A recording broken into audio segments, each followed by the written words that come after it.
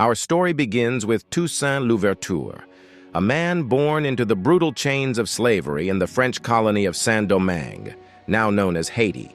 From the oppressive cane fields, he would rise to command formidable armies and challenge the mightiest empires of his age. His extraordinary journey is a testament to the indomitable human spirit. Toussaint Louverture's victory was not merely for Haiti, it was a profound triumph for global freedom and human dignity. He proved that the desire for liberty could shatter the very foundations of oppression, inspiring countless others across the world. Yet for too long, the annals of history have unjustly silenced his name, overshadowing his monumental achievements. This narrative seeks to restore Toussaint Louverture to his rightful place, illuminating the life of a liberator whose strategic genius and unwavering resolve reshaped the course of history. His legacy is a powerful reminder that freedom, once ignited, cannot be extinguished.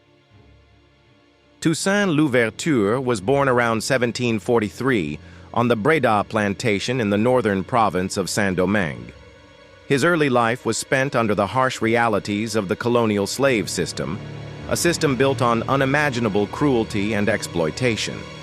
Saint-Domingue was then the jewel of the French colonial empire, the world's largest producer of sugar and coffee. Its immense wealth was extracted through the forced labor of hundreds of thousands of enslaved Africans, making it the most profitable colony in the Americas. Remarkably, Toussaint received a rare education, a privilege almost unheard of for an enslaved person. He learned to read and write, skills that would prove invaluable in his later life.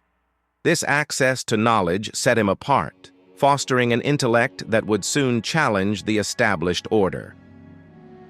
He absorbed knowledge of history, military strategy, and the revolutionary Enlightenment ideals of liberty, equality, and fraternity.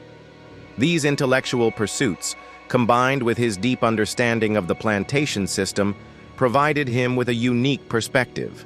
This early preparation, a blend of practical experience and profound intellectual curiosity, laid the essential groundwork for his future leadership.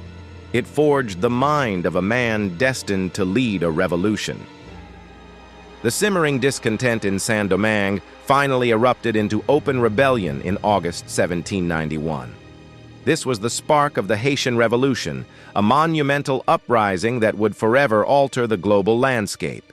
Enslaved people, armed with machetes, fire, and an unyielding courage born of desperation, rose against their oppressors. Toussaint Louverture, initially a coachman and healer, joined the rebellion shortly after its inception. He did not immediately take a prominent military role, but instead served as a strategist and physician, tending to the wounded and advising the early leaders. His keen intellect and organizational skills quickly became apparent. He rapidly rose through the ranks, demonstrating an unparalleled genius for leadership and military organization. Toussaint transformed a disparate, ragtag group of enslaved people, many with no prior military experience, into a disciplined and formidable fighting force. His ability to inspire and unify was extraordinary. Under his guidance, the rebellion gained structure and purpose, evolving from spontaneous uprisings into a coherent military campaign. Toussaint's vision and strategic acumen were instrumental in shaping the revolution's trajectory, setting the stage for its eventual triumph. Toussaint Louverture was not merely a charismatic leader, he was a military genius. He meticulously trained his soldiers, instilling in them a discipline that rivaled European armies. He studied European warfare tactics, adapting them to the unique terrain and circumstances of Saint-Domingue. He masterfully employed guerrilla tactics, using the dense forests and mountainous terrain to his advantage, launching swift, devastating attacks against the better-equipped colonial forces. Simultaneously, he forged crucial alliances, playing the Spanish, French, and British against each other to secure arms and strategic advantages for his burgeoning army. His troops, once dismissed as mere rebels, became a force to be reckoned with, earning the grudging respect of even the most seasoned European commanders. Toussaint fought with both unwavering courage and cunning, demonstrating a profound understanding of military strategy and political maneuvering. He transformed the enslaved into an effective professional army, capable of challenging and defeating the world's most powerful nations. His military prowess was a key factor in the revolution's success. By 1801, Toussaint Louverture had effectively liberated Saint-Domingue, establishing himself as governor-general and drafting a constitution. However, his achievements were a direct challenge to the ambitions of Napoleon Bonaparte, who had seized power in France. Napoleon, determined to restore slavery and reassert French control over the lucrative colony, viewed Toussaint as a dangerous symbol of black autonomy. In 1802, Napoleon dispatched his brother-in-law, General Charles Leclerc, with an expeditionary force of 40,000 troops. This was the largest military force ever to cross the Atlantic, a clear indication of Napoleon's resolve to crush the Black Revolution. He believed it would be a swift and decisive victory. However, Toussaint's army proved to be a formidable and unexpected opponent. They utilized the terrain to their advantage, employing relentless guerrilla warfare that decimated the French forces. The climate, disease, and the unwavering determination of the Haitian fighters took a heavy toll on Leclerc's army. Despite initial setbacks and the overwhelming numerical superiority of the French, Toussaint's forces fought with unparalleled bravery and strategic brilliance. They inflicted heavy casualties, demonstrating that even Europe's mightiest empire could be defeated by a people fighting for their freedom. Despite the ongoing conflict, Toussaint Louverture, seeking to avoid further bloodshed and secure a lasting peace, agreed to a truce with the French. He laid down his arms under the promise that slavery would not be reinstated and that his generals would retain their ranks. However, this was a tragic betrayal. In June 1802, Toussaint was captured by the French under a flag of truce, an act of profound treachery. He was swiftly shipped across the Atlantic, far from his homeland, to France. There, he was imprisoned in the cold, damp fortress of Fort de Joux in the Jura Mountains. Isolated and deprived of adequate care, Toussaint fell gravely ill. He died in his cell on April 7, 1803, a victim of neglect and the harsh conditions of his imprisonment. Yet even in his final moments, his spirit remained unbroken. His prophetic last words echoed through history. "In overthrowing me, you have cut down only the trunk of the tree of liberty. It will spring up again by the roots, for they are numerous and deep." These words proved chillingly accurate, foretelling the ultimate triumph of the revolution he had so bravely led. Toussaint Louverture's death did not extinguish the flame of liberty, it ignited it further.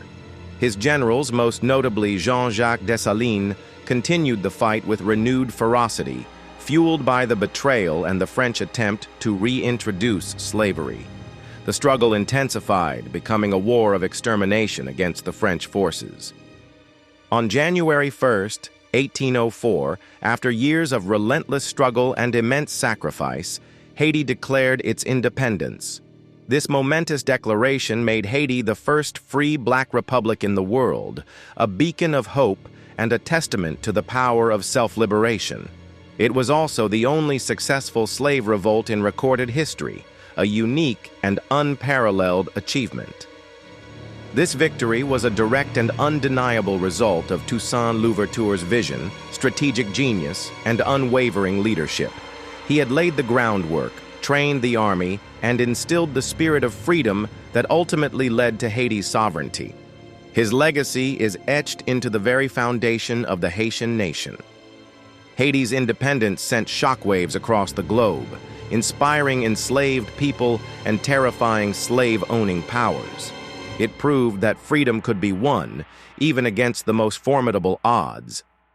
For centuries, European powers, particularly France, attempted to erase Toussaint Louverture's name and legacy from historical memory.